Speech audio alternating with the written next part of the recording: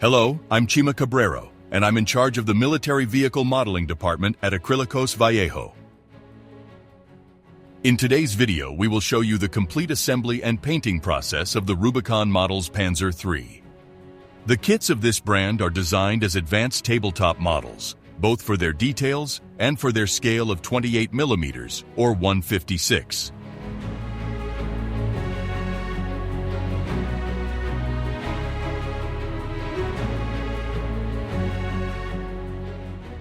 Let's not forget that although they are simplified snapfast models for some references, they have a correct level of detail, far from historical accuracy, but very close to the real model.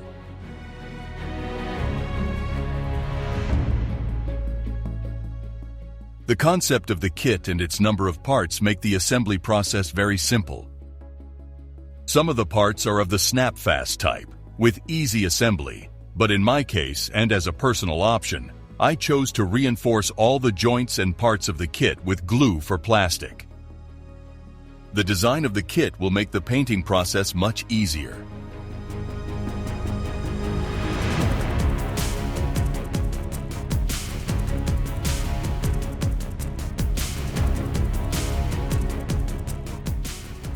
With the model already built, we will now move on to the priming and painting stage. As we said, the level is very correct for its purpose as a game piece.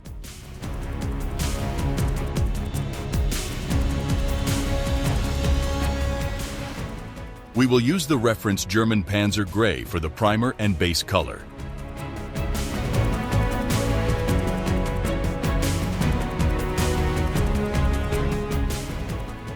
A few coats will be enough to cover the whole model.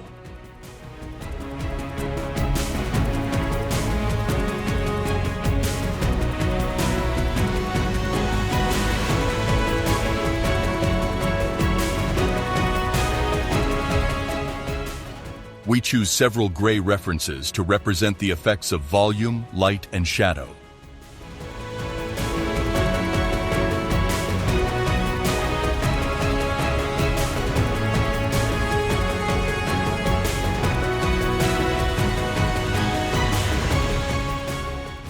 In this case, and due to its size, we will use high contrast techniques to enhance the details and the final aspect of the model. We will apply the next shade with a zenithal spray, creating an effect of volume and illumination.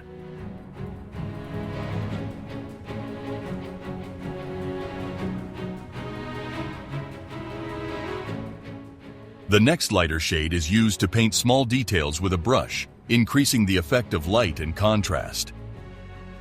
Model air references are particularly useful in these cases when applied with a brush.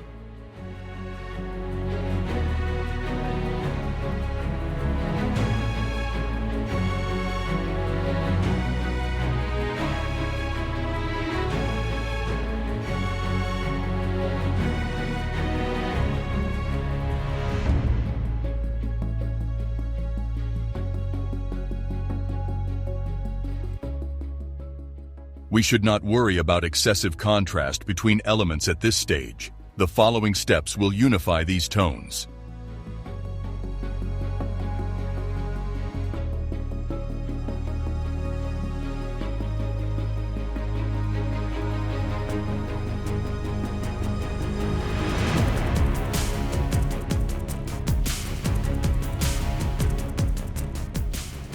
We will now airbrush a new highlight in the middle of the panels and on the top of some elements to achieve a smooth transition.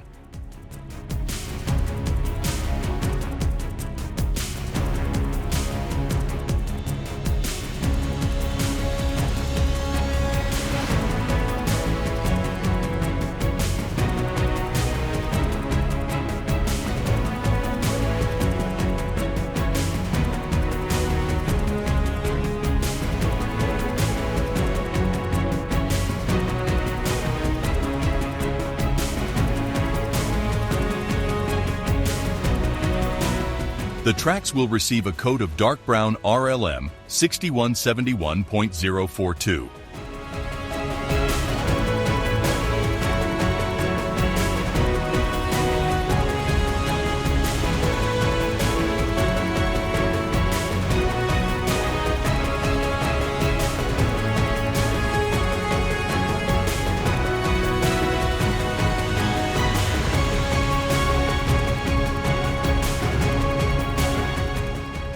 Once dry, the effect of polished metal is achieved by using dark steel pigment on them.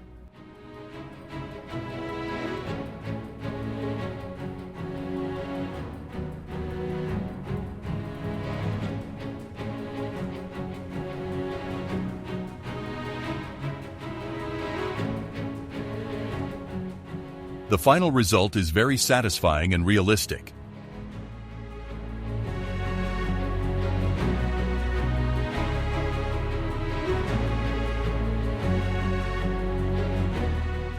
With the final assembly completed and the tracks in place, we can now assess the overall look of our model.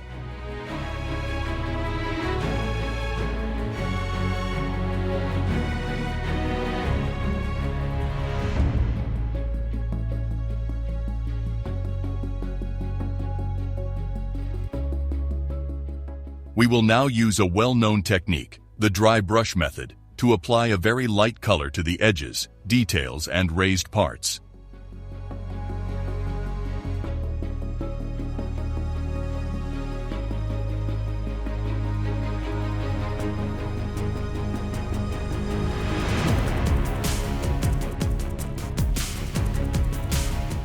In a model with these characteristics, this method is very useful to further define detail and volume.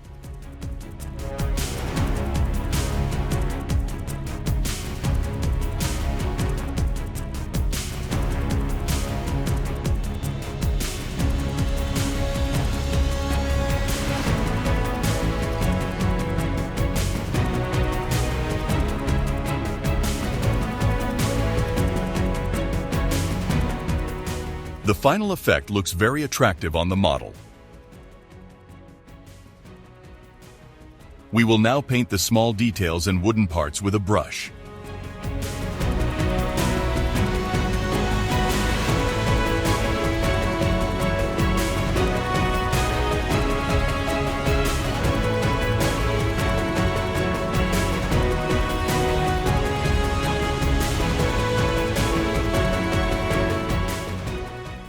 We will apply the decals using Decal Fix and Decal Softener.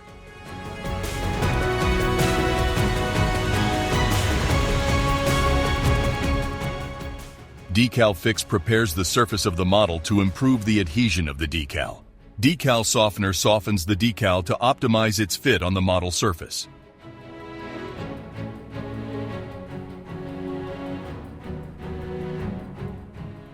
Try not to over-apply this product as poor quality decals may crack.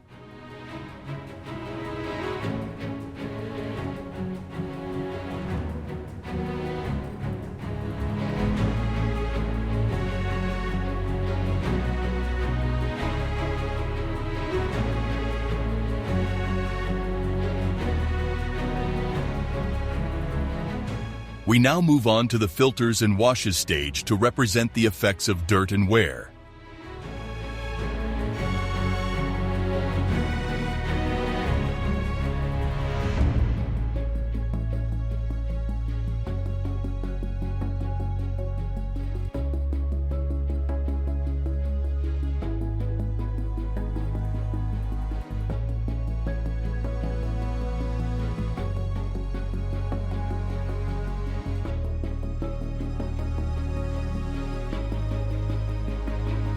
Once the whole piece is dry, we will apply the lighter shade of gray again with a soft, dry brush, restoring any color nuances that may have been lost or weakened in the previous stage.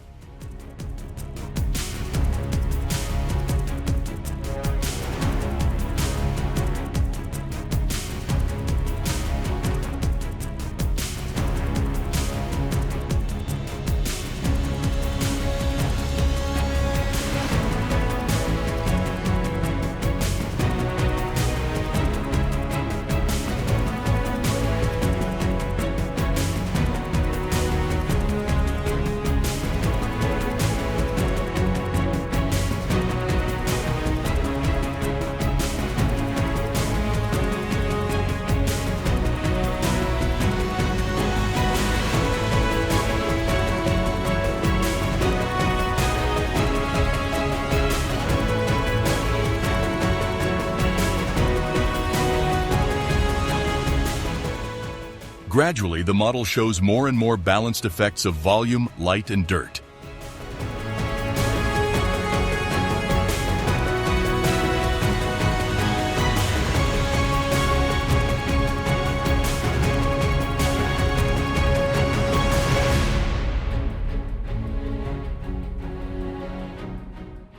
We will now apply new pin washes and blend them with Vallejo airbrush thinner.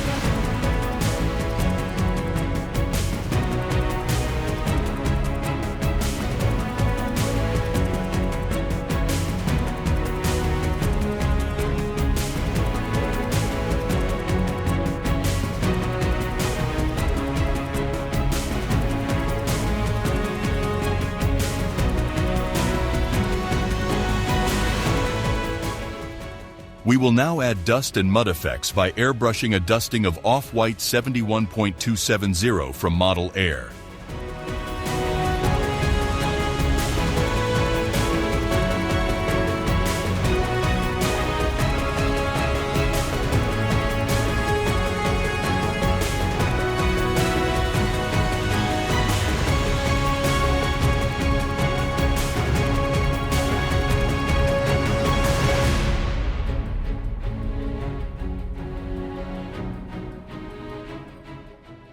Mud buildup is applied to the lower part of the hull and to the tracks.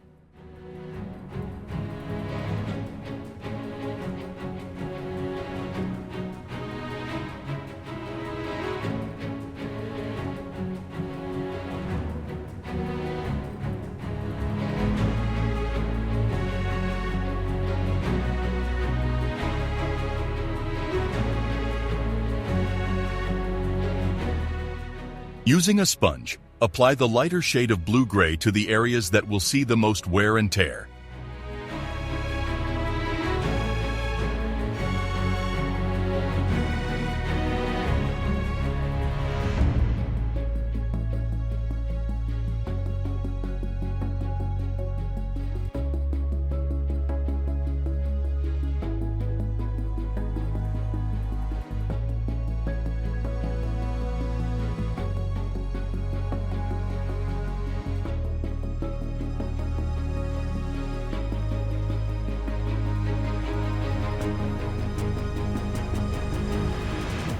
We will now evaluate the final appearance of the model.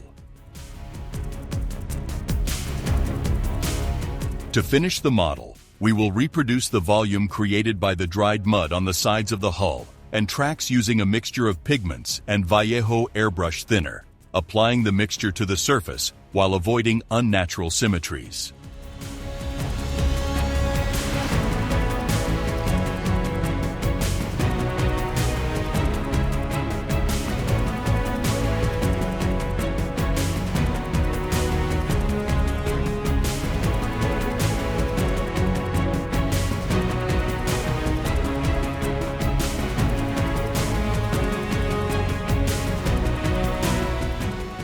And here we have the finished model, ready for the next game.